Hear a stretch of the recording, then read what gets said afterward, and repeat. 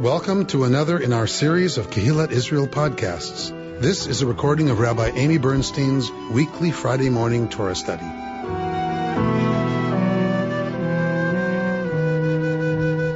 We are in the book of Genesis. We are completing the Jacob saga, beginning the Yosef saga.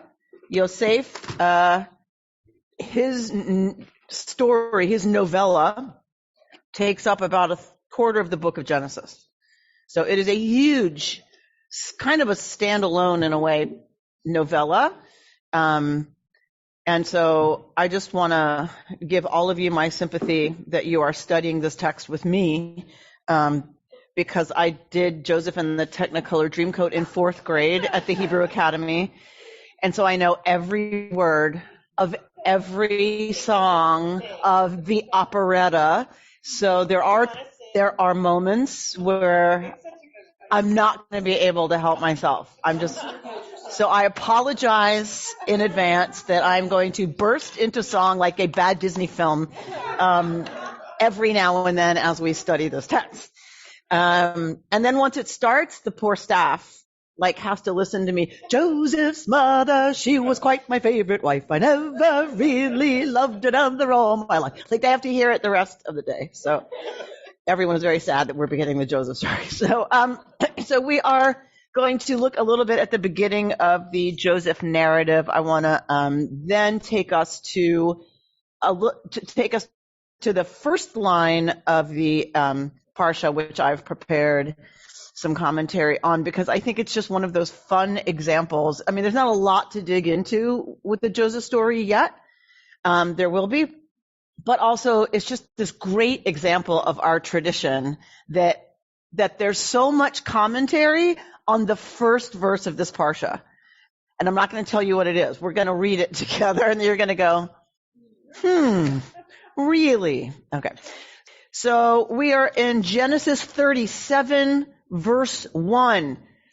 Here is the pasuk that there is so much commentary written about.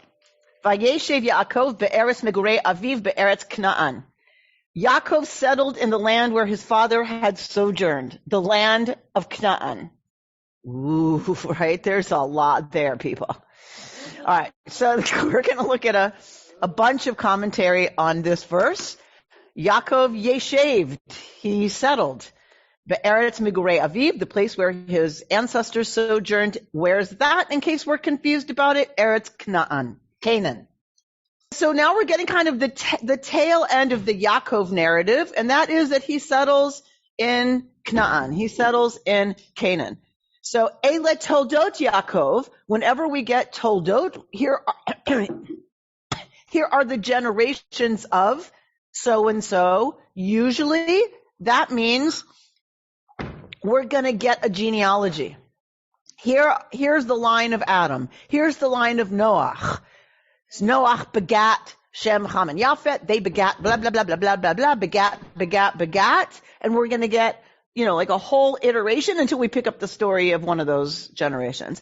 So Ele Toldot Yaakov, here are the generations of Yaakov. We should now be getting a lot of begatting. Right. But we're not. That's not what happens here. So what happens? This is the line of Yaakov. At 17 years of age, Joseph tended the flocks with his brothers. It's like he's got 11 brothers and a sister. It's not like here's the generations of Yaakov, and then give us Reuven, and all the way down the line. So we just get this thing about Yosef. He's 17 years of age. He's tending the flocks with his brothers as a helper to the sons of his father's wives, Bilhah and Zilpah. Okay, so he's helping the sons of Bilhah and Zilpah with the flocks. And Joseph, we're told, out of absolutely nowhere, brings words that are ra'ah, bad, to their father. So this must mean words about them to the father. So remember, these were the handmaidens of Leah and Rachel. Many many Jewish feminists, when we get to saying that first set of brachot, those first blessings in the Amidah, where it names our forefathers and our foremothers, many Jewish feminists want to add Bilhah and Zilpah. So that even though they didn't have the same status as wives that Rachel and Leah did, they are the mothers of a bunch of those tribes. And to ignore them is to say, unless your status is X vis-a-vis the patriarchal system, you don't count. And that's super anti-feminist. So to your point about Bilhah and Zilpah, many of us, kind of sneak it in there silently, like when we're davening the Amidah. All right. So Joseph is helping out the brothers that are born of Bilhah and Zilpah and brings bad reports of them to their father. The Yisrael, ahav et Yosef mikol banav. And Yisrael, he's called Yisrael here. He's going to change back and forth from Yaakov to Yisrael, back and forth and back and forth. Ahav et Yosef, we don't get a lot of emotion in Torah. So to be told that he loves his son, why are we talking about that? We never talk about that in Torah. Why? Because he loves him more than any of his other sons. Kivens kunim, because he is the son of his elderhood. And he has made for him a kutonet pasim. So a very beautiful outer tunic. So if you think about, picture in your head how people dressed, from how Semites dressed in this period, they would have worn an outer garment that was belted, right? And so there's clearly something very special about this kutonet, this coat, this outer garment that Yaakov has made for him. So it's not like he makes him a little pendant that he can wear under his undershirt, right? Saying, I love you best. You're my favorite. No, it's this huge outward sign of Joseph's status as the favored son. It is a huge statement and turns out to be a very big mistake. One of many that Yaakov makes vis-a-vis Yosef. You could call it a mistake or you could call it fate. Right? And we'll look at a lot of places that gets brought up in this story. Here's one of the first ones. What if Yosef had not been walking around with his coat, bringing, tales about his brothers to their father? When his brothers saw that their father loved him more than any of his brothers, they hated him, so that they could not speak a friendly word to him. All right, again, Torah does not deal much with emotion or someone's mindset. So this is major that we're being told this, that they can't stand him. Vayisneu, they hated him to the point where they couldn't even pretend, right? Do you have people who they walk in the room and you're like, I don't, but I've heard some people do. And it's it's effort to even just say good morning. That's how they cannot stand the sight of him. So here we're just out of nowhere, right? Vayachalom Yosef chalom. Joseph dreamed a dream. I don't like this English so much. So Vayachalom Yosef chalom. Now Yosef had a dream. Vayaged le'echav, and the idiot child tells it to his brothers, and they hated him even more. No, that is my commentary. That is Targum Amy Bernstein. Okay, so Vayomer Alehem, and he says to them, Shimuna, listen up, if you will, to this dream that I dreamed.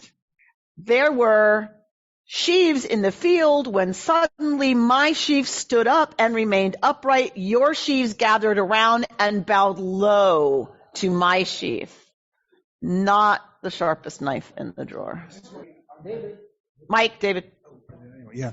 No, I'm just asking because my Hebrew isn't good enough to figure this out. But when it says it in the Hebrew, I dreamt a dream. Is that repeated in the Hebrew? How does it translate? Vayomer Aleim, and he said to them, Shimuna, listen up, hachalom hazeh, to this dream that I dreamt. Yeah, so that's how I saw it too. So it's almost this sort of passive dreaming, the kind of dream, I just had a dream. But here, it's almost like I'm purposefully having this dream. You know, you can sort of, there's something extra obnoxious about that. Right, about look what a good dreamer I am. Yeah, exactly. Right, like I dreamt this dream. Right, so this kind of very active, very Yosef-centered, right, stuff.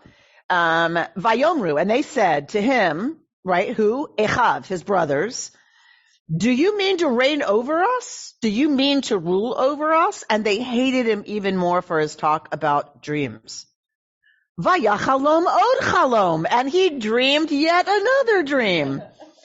Right? And he says to his brothers, look, I've had another dream. And this time, the sun, the moon, and 11 stars just happens to be the number 11. We're bowing down to moi. And when he told it to his father and brothers, his father berated him. What, he said to him, is this dream you have dreamed? Are we to come, I and your mother and your brothers, and bow low to you to the ground?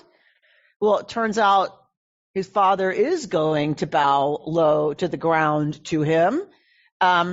What about his mother? His mother is dead. So his brothers were wrought up at him, and his father kept the matter in mind.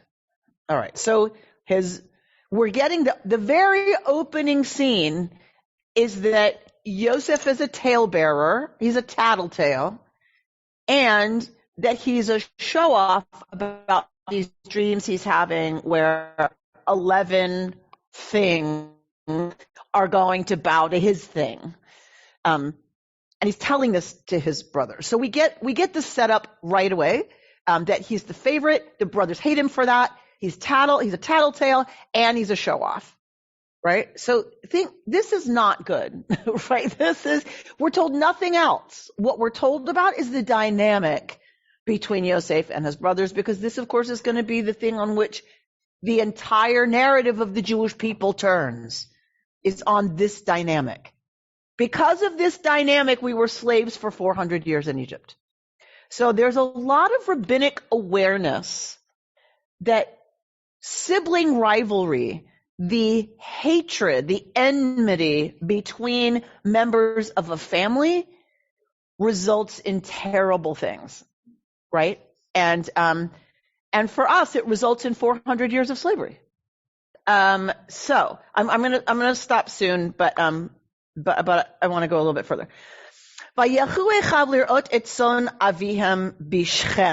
One time, like what? One time, Vayelchu, and his brothers went to pasture their father's flocks at where?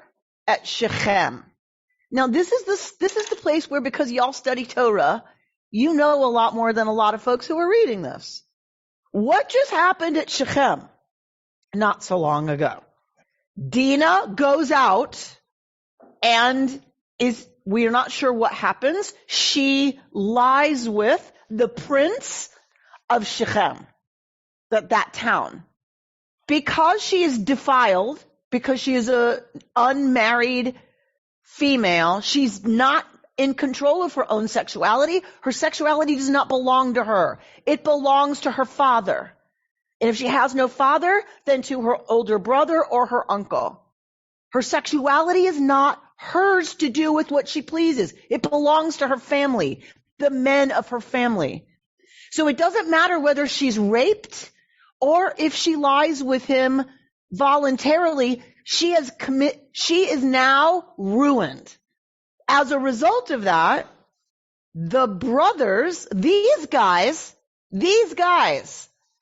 say Shechem, the prince, goes to his father and says, I want to marry Dinah. This is last week's Parsha, by the way.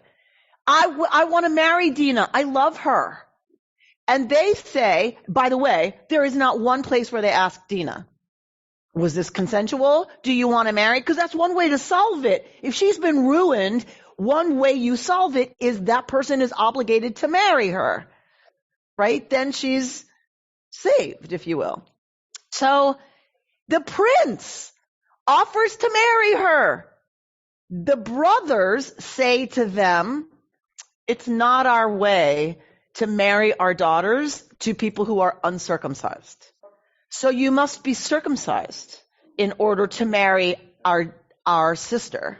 But if you do that, like everybody will switch. Like everybody will marry into everybody else's family. So the entire city is, I was going to say sacrificed. The entire city is circumcised. And while they are recovering, adult men recovering from circumcision, the brothers attack and murder everyone in the city, including the prince. So as we're reading this, that the brothers went to pasture the flocks at Shechem, we cannot read right over that. What we have to realize is it wasn't so long ago. It was the end of last Parsha, right? So these guys are going to Shechem? Probably not a super smart move. And if they are in Shechem and Yosef hears they're in Shechem, or Yaakov knows they're going to Shechem, right? There's a lot of tension around that. So there's tension in the family. There's all this strife in the family. There's going to be violence in the family. There's already been violence done to the family, and their vengeance was magnificent in terms of, relationship to what's done. That is a very long way in the ancient world to travel. That is a very far trip for Yosef to make by himself. So all of these small things that we just kind of see as, text this is actually a very intense story already. Before anything else happens, he's going to go by himself from Haran to follow where the brothers have gone to Shechem and then to Dotan. Okay? So when Jacob says, go find your brothers, that is not go to, Pico and Lincoln, please. I know it's a far Walgreens, but please go there. That's where my meds are. This is go to San Francisco and get your brothers. Okay. So setting up all of this, and they're in Shechem, right? A very dangerous place for this family to go. And it's not like they're not going to be noticed, right? So the brothers have gone to pasture the flocks at Shechem. Vayomer Yisrael el Yosef. Yisrael says to Yosef, your brothers are pasturing at Shechem.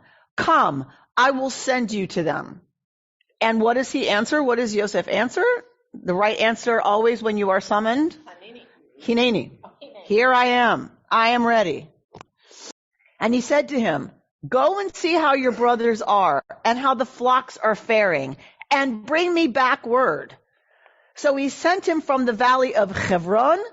When he reached Shechem, so go to Shechem, find out what's happening with everybody, and come back to me and tell me. That is a very long trip to just kind of see how everybody is, and then he has to go back. It's not like he's going to come back with his brothers.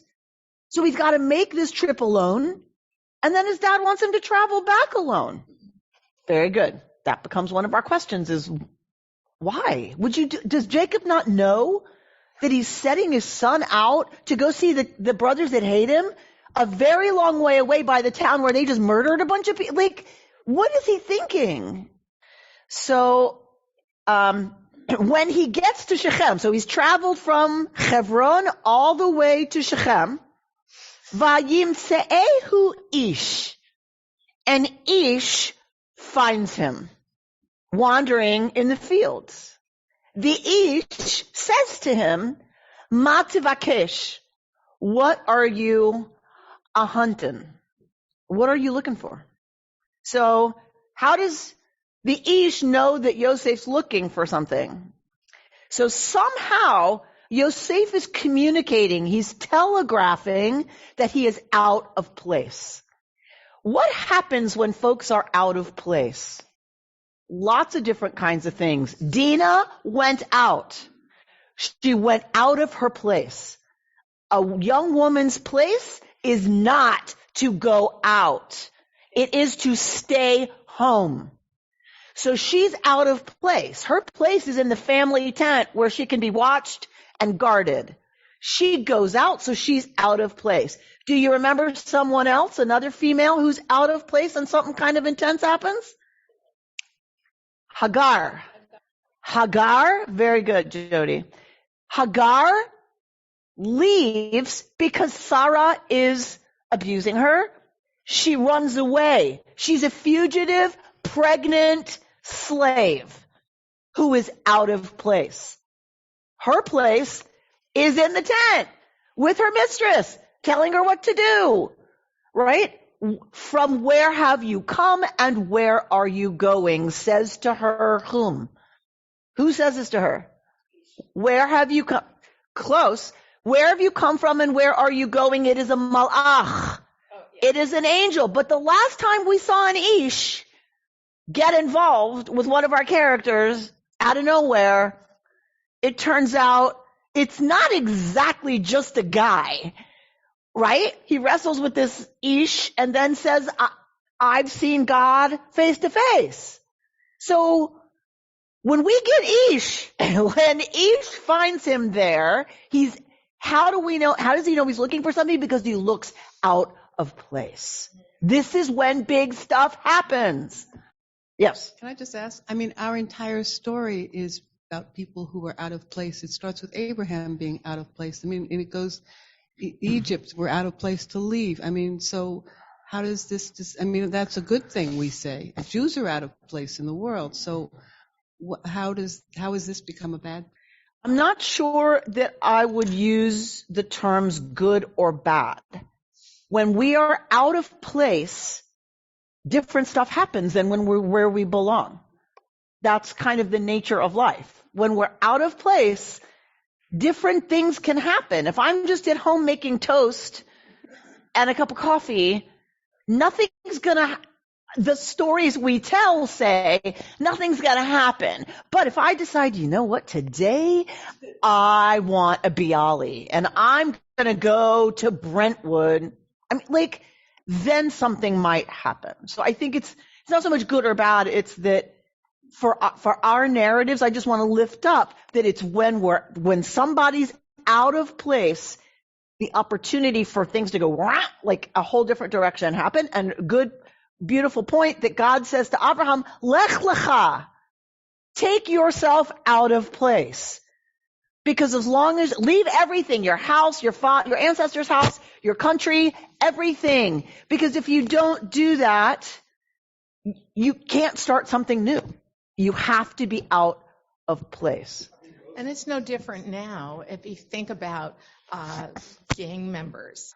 When they see somebody who's wearing the red and somebody in the blue comes up, what are you doing here? What are you doing? Something bad's going to happen to you. Stay in your place.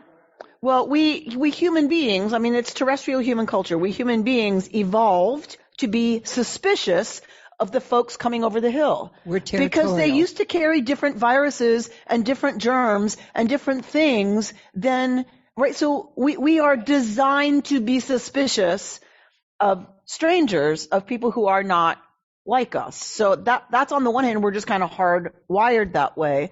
I think there's a way in which the story can't get interesting unless and until the character leaves what's familiar, leaves all the protections that come with that, particularly in the ancient world, and is now open for an adventure.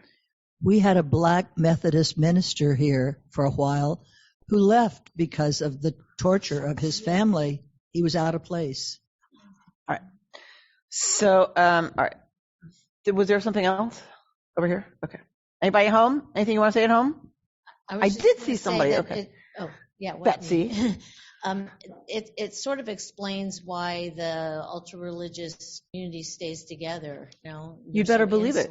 You'd better believe it. That's why exactly why very traditional communities, it is dangerous. It's considered dangerous to leave Yes, because what could happen? An adventure could happen, God forbid. Right. Chas v'shalom, your world, something might happen that is out of the ordinary, chas v'shalom. Exactly. If you want people to be safe and you want direct continuity, you keep them cut off from possibilities of that not being so. Very good. Okay. So we got an Ish here. We have an Ish who finds Yosef and asks Yosef, what are you looking for? Vayomer, and he says, I'm looking for my brothers. Can you tell me where they're pasturing? Who the heck are his brothers? How's this guy supposed to know what, you're looking for the Goldberg boys. Sure. Right? So already something's a little, right? Okay. I'm looking for my brothers. The man answers. They left. I heard them say, let us go to Dotan. Must be there wasn't good pasturing at Shechem. Or maybe we shouldn't be hanging out in the neighborhoods of Shechem. Right? Let's go to Dotan. So they go to, he knows because he heard them say, let's go to Dotan. So Joseph followed his brothers and found them at Dotan. Okay, so our Ish knows exactly who he's talking about. Okay, how, whatever, we're not told, right? Robin is accepting this. Just that's how it is, Rabbi. That's just how it is. But obviously, if you're 12 brothers with all these flocks, it is obvious that people moved around to move their flocks, right? That's not going to be as unusual as Yosef in his, feather boa, wandering by himself. But the Ish knows exactly who Yosef is talking about and just happened to hear that very group of young men have a conversation about where they're going, right? Peter Pitzela, in his book, Our Father's Wells, spends a lot of time on this Ish. Because he says, what if the Ish had not been there? What if the Ish saw Yosef walking around and went, not my problem, and didn't say anything? What if the Ish had not overheard the brothers? What if the Ish had not decided to share that with Yosef? If that Ish had not been there, had this scene not happened, we would not have been slaves in Egypt. Because what happened?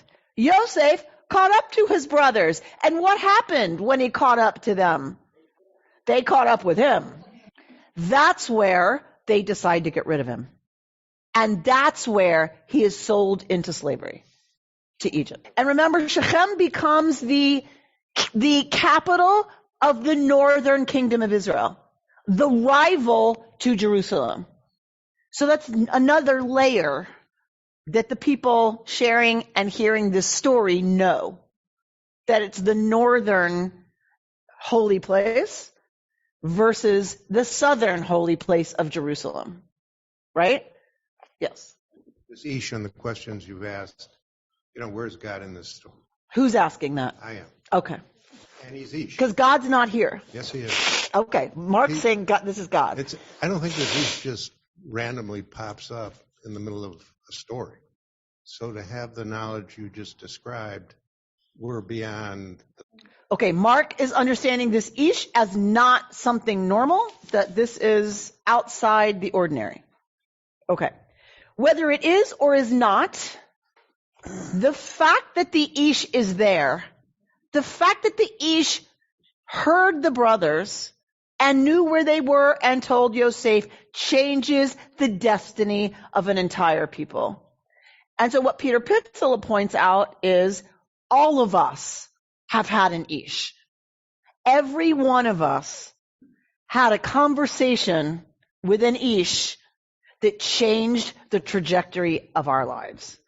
That this is not unusual in the sense, I mean, unless you're reading it Mark's way, and maybe Mark would read every encounter with an ish this way. But this is what it means to have one's destiny unfold. There is an ish. And that each of us, if we take time, can think about probably several occasions, but at least one, right? Rabbi Sharon Kleinbaum saying, Bubala, you need to stay after services. I need to talk to you. You're going to be the chazanit for Yom Kippur. That was a complete change in my destiny, right? Here I sit. So this ish is really a very powerful acknowledgement that it takes one conversation, and therefore let us be very careful, right, about what we say to others, I think particularly to young people, because it's one sentence that can impact the future of a whole life. And the converse is we should listen very carefully to what people say to us, because that might be the person who's suggesting an alternate path. Mm-hmm. So are we open to the message of the ish who says, what are you looking for? And then what do we answer? Right? What are we looking for? Okay. All right. So let's go to this very fun commentary. Vayeshev Yaakov be'eretz megurei aviv be'eretz Canaan. The very loaded sentence. Jacob settled in a land where his father had sojourned, in the land of Canaan. I'm showing you this set of commentaries because I just think it's so great, our tradition, and what the heck we do. All right, Bereshit Rabbah. So this is a commentary, a rabbinic commentary on the book of Genesis. Okay? In that commentary, Rav Acha says, when the righteous sit in tranquility and desire to sit in tranquility in this world, when the righteous sit bishalva, in peace and in tranquility in this world, what happens? Satan comes and accuses the righteous. In the world, is that which is set for the righteous in the world to come not enough, that they seek serenity in this world? Know that this is certainly the case. Our forefather Yaakov sought to dwell in serenity in this world. And the difficulty, the impediment, the challenge of Yosef clung itself to Yaakov. And Yaakov dwelt is actually connected to a verse from Job. Because remember, in Torah, you can pull one verse from anywhere and relate it to a verse from somewhere else. It is completely associative, and because it is all the word of God, they must have something to do with each other. So it doesn't matter that it's in the book of Job. If there's the word sitting, peace, something like that, must have something to say to our verse. So what's the verse in Job? I had no repose, no quiet, no shalva, says Job. Well, that has to apply to Yaakov because we just heard about sitting and being in tranquility. So this must be something similar. I had no tranquility. Why not? I had no repose from Esav, no quiet due to Lavan, right, tricking him, no rest, meaning Dinah, and all that business. And then lastly, the trouble of Yosef, right? He loses his son. This incident that we just saw, finding his brothers, Yaakov doesn't see Yosef again until his old age. So I think it just means Vayeshev Yaakov, he was hanging out in Canaan. No, he sought to settle down and to live a nice, happy life. Satan is going to come, and whenever you try to sit down and just have a happy life, Satan is going to come and say, it's not enough for you that if you're righteous, you'll have peace and tranquility in the world to come. You want to have it in this world too? Well, All right. So Rashi, our most famous commentator, picks up on this exact midrash and says, Yaakov sought to settle in peace. There leapt upon him, like clung to him that we just read in the Midrash, the agitation of Yosef, right? The horror of what happens with Yosef because he was seeking to sit in peace. The righteous seek to settle in peace. Now look what Rashi does.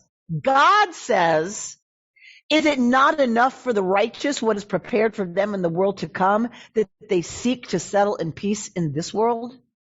So look what Rashi does. Rashi moves it. That's not what Rav Acha said in Bereshit Rabbah, is it? Satan says that in Bereshit Rabbah. Rashi has God say it. What does that do? What does that move do? Bert? It seems to me this is all part of the question of why do righteous people suffer in this world.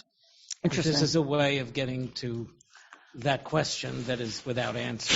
Why some of the evil people seem to prosper and the righteous suffer. Okay, so what's the answer then? How is this addressing that? What's the answer? Well, God is saying, for the righteous, you're going to be okay later. Isn't that enough for you that you need to be okay now? So it then becomes kind of part of the divine plan and not so terrible because you're going to be okay later. But we were okay later before the terrible stuff happened. So why does the terrible stuff have to happen? That's why it says in the Talmud we can't explain this.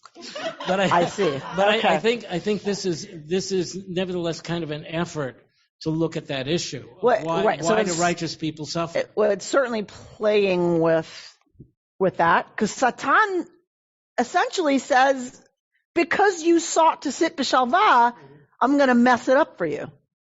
But here, Rashi puts it in the mouth of God. It's also one of the few times where we hear reference to another world, an afterlife, and it's very important. Not for the rabbis. In the Talmud and in the Midrash, they are obsessed sometimes with the world to come. Okay. But it's very important in the Christian world when people go through suffering and they count on having contentment in the afterlife. Right. And whenever things get bad for the Jews, we see a lot about Olam Haba. We are not immune in any sense from that. All right.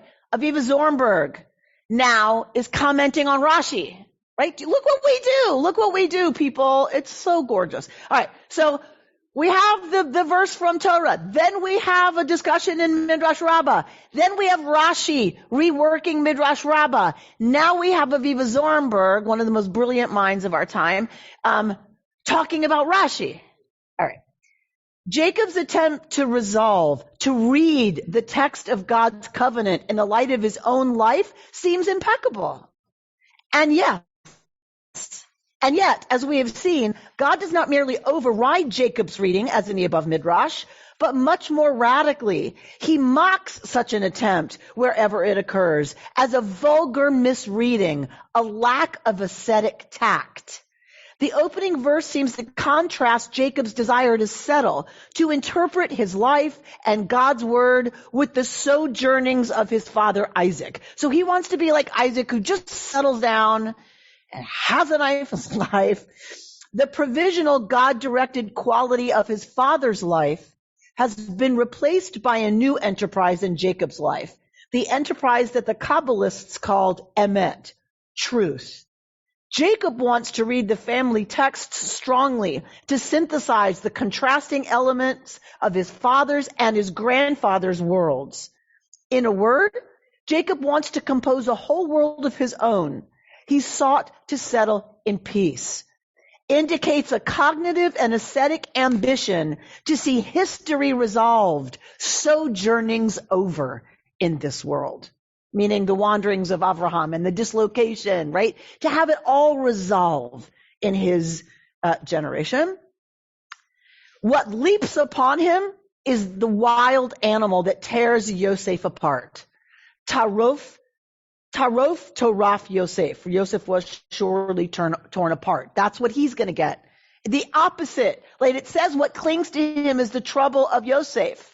What Zornberg is saying is that thing that clings to him is the animal that he believes tore his son to pieces. So not only did he not get any peace, But what that language of the Midrash and Rashi, that this trouble of Yosef jumped on him and clung to him, is the wild animal tearing, getting Yosef's coat. And think about your dog when it's playing with a toy, right? That kind of, right?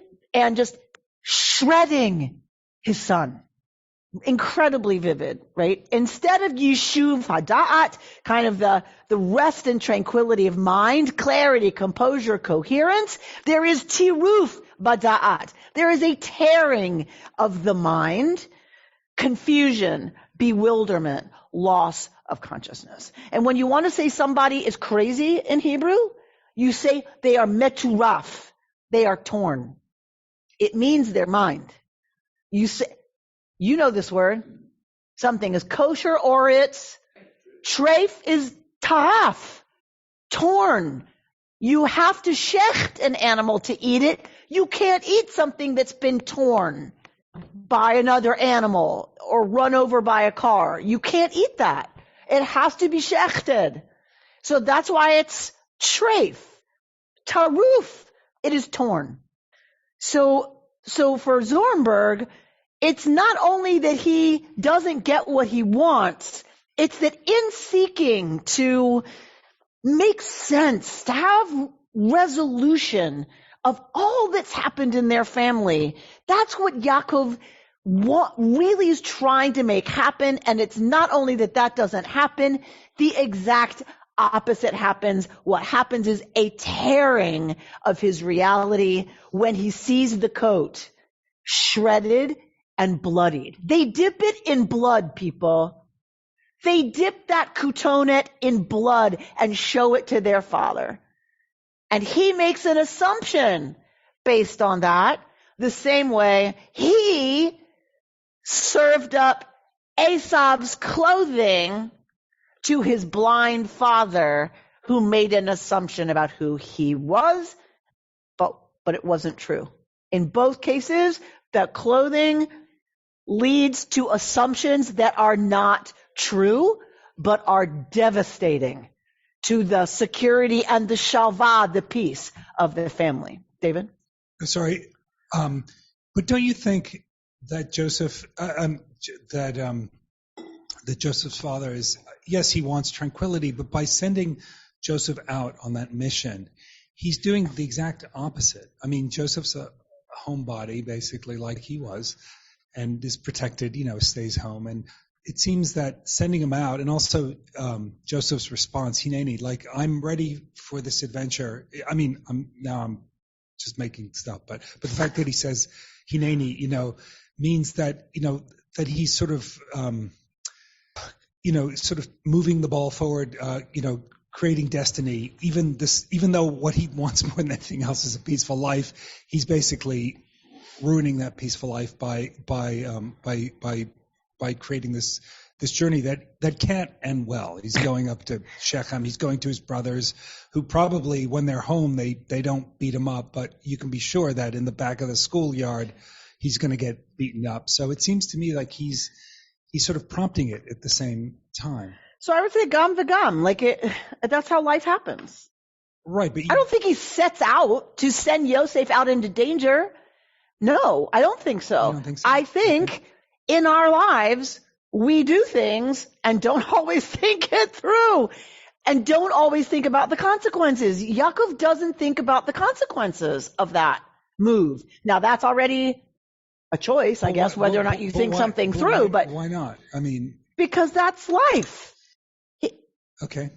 And I think this is a tragedy. I think the story of Yaakov is a tragedy.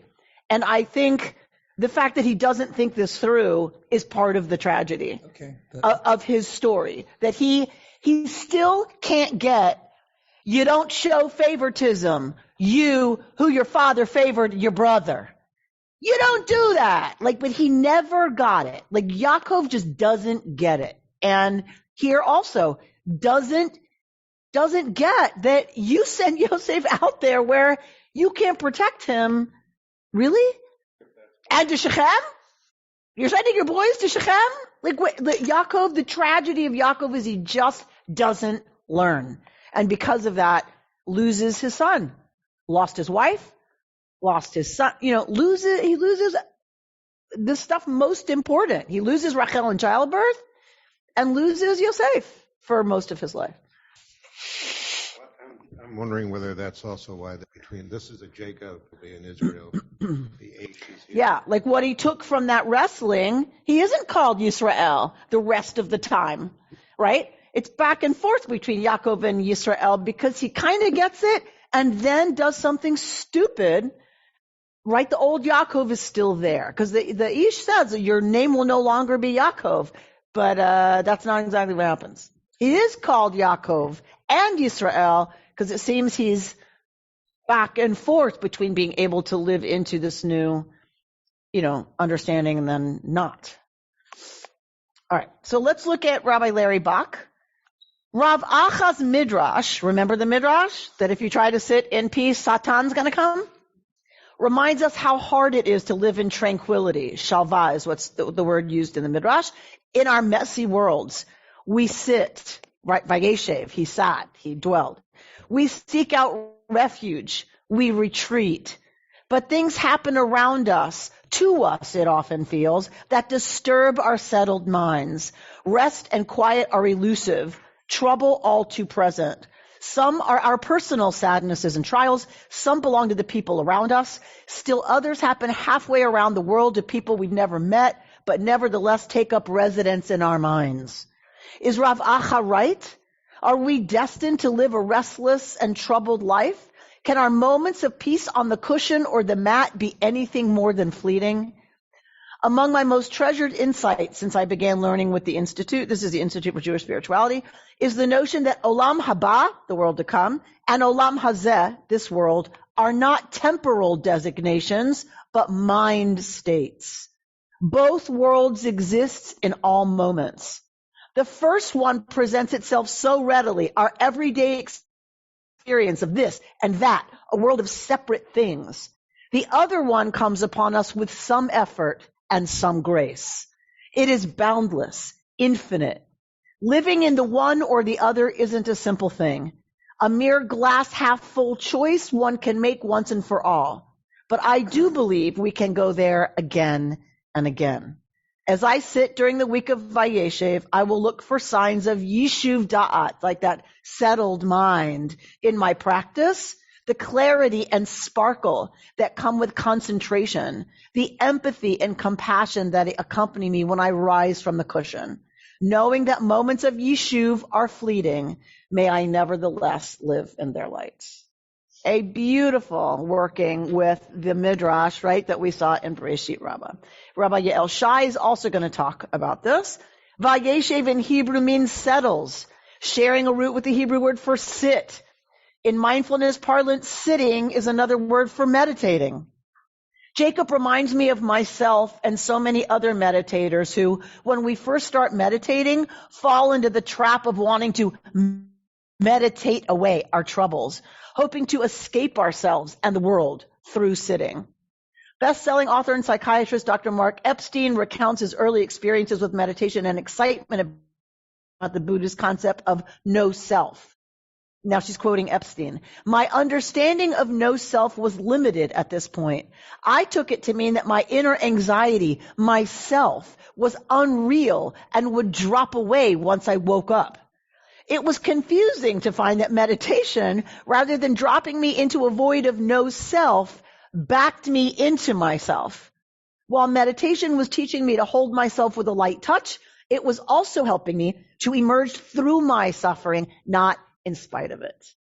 She says now, Rabbi Yael Shai, this has been my experience as well. Each of my attempts to find peace outside of the chaos of my own heart, mind, and life eventually fails. The only way out of suffering is through it. The Buddhists have a phrase for this: no mud, no lotus. Lotus flowers, one of the symbols of enlightenment, only grow in muddy, swampy waters. Working with our pain in this world, as opposed to the next world, is our best chance of attaining the inner peace that Yaakov might have been seeking. So we don't have time to go to the next set of commentaries, which is really about Yosef, kind of living from encounter with the divine to encounter with the divine to encounter with the divine, whereas Yaakov couldn't do that. That Yosef seems to get it, that it's intermittent and is able to live kind of from one peak to the next peak with these huge troughs, as we know, in between. And that is what distinguishes him from his father, is that he gets that, and Yaakov just doesn't. But remembering that Olam Haba, the world to come, and Olam Hazeh, that they dwell here together. It's not temporal. Like there's this one, then there's that one. It's that they're always here. Access to that, expansive consciousness, that expansive awareness of other that touches the infinite, that touches our awareness and our lives, versus kind of the obsessive this and that and world of separateness and things and events and whatever that we usually live in, Olam Hazeh, this world. So some teachers coming to bear on thousands of years of teaching on one pasuk of Torah, and Yaakov dwelt there in the land of Canaan. You've been listening to Rabbi Amy Bernstein's Friday morning Torah study from Kehillat Israel in Pacific Palisades, California. For more information, go to our website, www.ourki.org.